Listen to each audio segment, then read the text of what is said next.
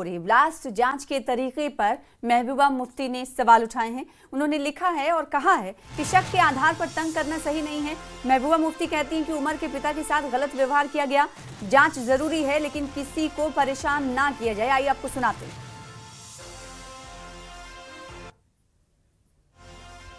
तो जांच जरूरी है लेकिन किसी को परेशान ना किया जाए, ये पीडीपी सदर महबूबा मुफ्ती की तरफ से बयान दिया गया। ये बयान उस वक्त दिया गया जब आज छापेमार कार्रवाई चल रही है और दूसरी तरफ हिरासत में लिया जा रहा है, जिन पर शक है उन्हें हिरासत में लिया जा रहा है। और उमर जो कि इस पूरे घटना का, दिल्ली में जो ब्लास्ट हुआ है उस वाक़े को अंजाम देने वाला अहम मुलजिम है, उस के हवाले से ये कह रही हैं कि उनके भाई और माँ और बाप को जो हिरासत में लिया गया, धक्के मार कर गाड़ी में बिठाया गया, इस तरह का ह्यूमिलिएट नहीं करना चाहिए। क्योंकि उन्होंने कहा कि जांच जारी है, जांच किया जाए लेकिन ह्यूमिलिएशन नहीं सही है, किसी को इस तरीके से ह्यूमिलिएट नहीं किया जाना चाहिए। महबूबा मुफ्ती क्या और कुछ कहती है आपको सुनाते हैं।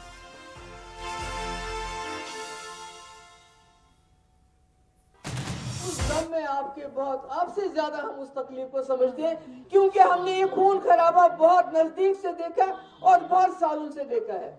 आपसे गुजारिश है, एक तो इसकी इन्वेस्टिगेशन जल्द होनी चाहिए और साफ सुथरी इन्वेस्टिगेशन होनी चाहिए।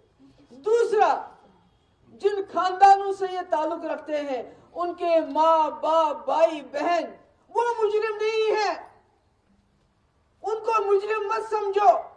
क्योंकि मैंने खुद देखा टीवी पे जिस तरह एक डॉक्टर के बाप, उसका क्या कसूर है, उसके मुंह पे काला कपड़ा डाल के उसको धक्के घसीटा जा रहा था। ये अच्छी बात नहीं है, ये अच्छी बात नहीं है, ये नहीं होना चाहिए। मुझे पता है, मुझे मालूम है जो दिल्ली में हमारे लोग इस हादसे का शिकार हुए, उनके घर वालों के दिलों पे क्या गुजरती होगी। हमने ये कई बार देखा, कश्मीर में होते हुए देखा, जम्मू कश्मीर में होते, हमें तकलीफ समझती हूँ, मगर सरकार को चाहिए वो फर्क करे।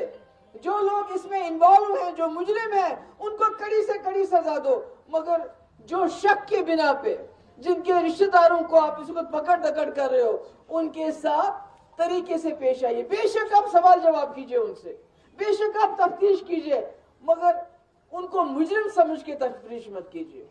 उनको सिर्फ ये जो इन्वेस्टिगेशन होती है, इन्वेस्टिगेशन समझ के इन्वेस्टिगेशन कीजिए।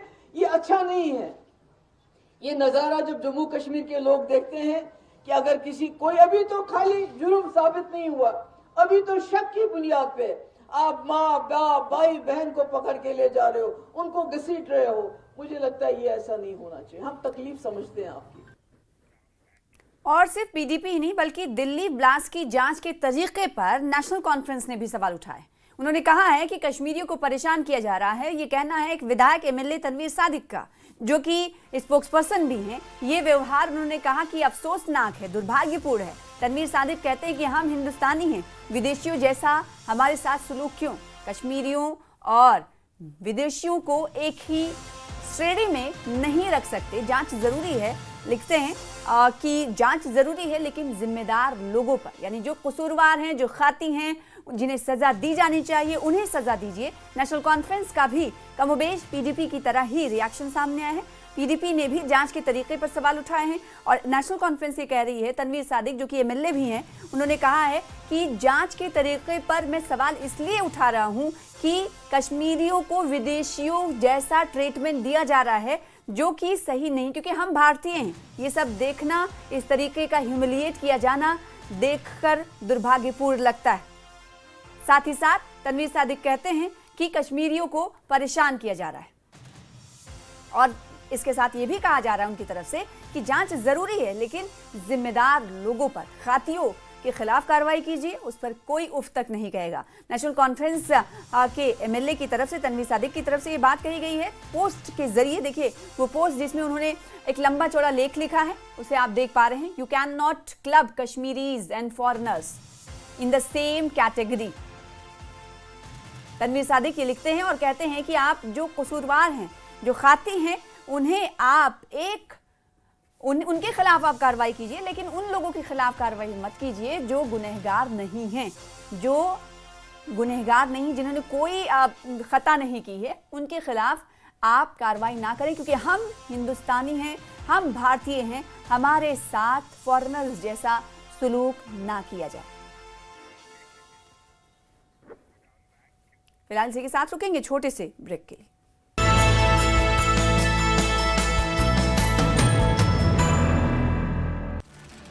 पीएम मोदी ने किया एलएनजेपी अस्पताल का दौरा, दिल्ली धमाके में घायल लोगों से की मुलाकात, अस्पताल में घायल लोगों का जाना हाल। मुलाकात के बाद पीएम मोदी का एक्सपोस्ट लिखा, साजिश रचने वालों को न्याय के कटघरे में लाएंगे, घायलों के जल्द स्वस्थ होने की कामना की। जम्मू कश्मीर के उपराज्यपाल मनोज सिन्हा का दिल्ली में हुए ब्लास्ट पर बयान, कहा आतंकवाद देश की शांति और युवाओं का भविष्य बर्बाद कर रहा है। उपराज्यपाल ने बताया कि आतंकवाद सिर्फ नफरत और हिंसा फैलाता है, भाईचारे को कमजोर करता है। आतंकवाद ने कश्मीर के युवाओं का जीवन प्रभावित किया और विकास में बाधा डाली। भारतीय सेना प्रमुख जनरल उपेंद्र द्विवेदी का बयान, कहा ऑपरेशन सिंदूर से सबक सीखे, भविष्य की जंग के लिए तैयार। कुपवाड़ा में भी पुलिस की बड़ी कार्रवाई, पुलिस ने प्रतिबंधित जमाते इस्लामी के सदस्यों के घरों और परिसरों पर बड़े पैमाने पर छापेमारी की। लाल किला के पास हुए धमाके के बाद सुरक्षा एजेंसी अलर्ट पर, जम्मू कश्मीर पुलिस की टीम मौके पर पहुंचकर एनआईए को जांच में कर रही है सहयोग। अवंतीपोरा में जमाते इस्लामी के ठिकानों पर छापेमारी, कई जगहों से डिजिटल उपकरण मिले।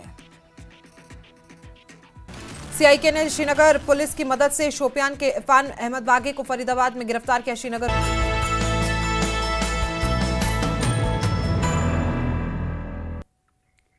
ब्रेक के बाद इस वक्त की बड़ी खबर दिल्ली ब्लास्ट से जुड़ी हुई है, जिसका रुख कर लेते हैं। फरीदाबाद से लाल रंग की इको स्पोर्ट कार बरामद कर गई है।